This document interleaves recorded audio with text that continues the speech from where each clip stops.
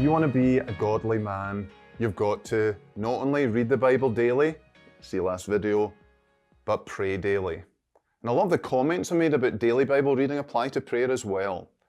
Make it a priority, be concentrated, be focused, be vigorous, and so on. But I want to give you 3 extra helps for daily prayer.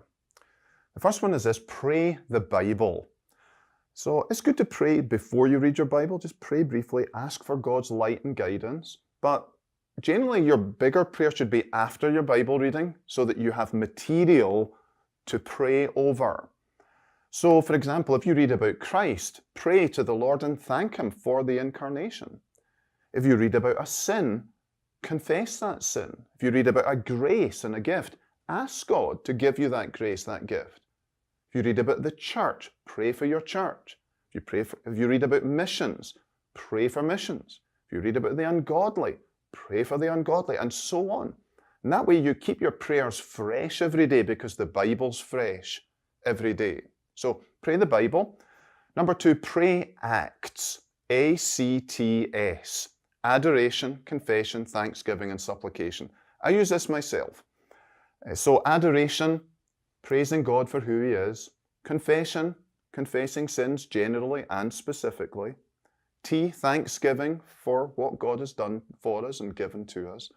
And supplication, asking Him for things and for help in our life. And it might seem a bit kind of routine and mechanical, but I find that it's just a good structure.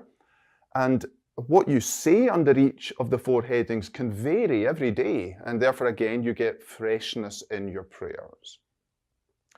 And then the last help is this: pray the circles. So under supplication, here's a way to go. Circle 1, this is the smallest circle.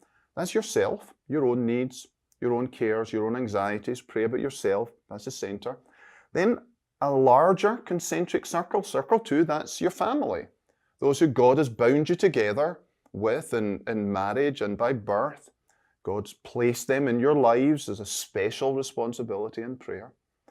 And then the third circle, again wider circle, is your church, your pastor, your elders, your fellow church members, the unconverted in your church. Pray for them. And then the fourth circle, the biggest circle, is everything else.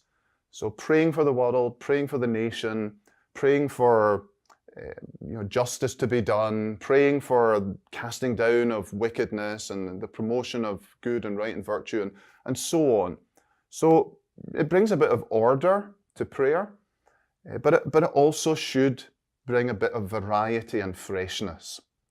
So action for this week: start prayer and maybe use one of these 3 methods over the next 3 days. Start by praying the Bible, then pray Acts, then pray the circles, and maybe just keep rotating them. And although, again, initially it might feel a bit artificial and strained, it will become natural, become normal.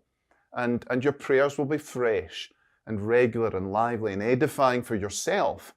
And then when you pray in public, they'll be edifying to others too. So, real men, pray.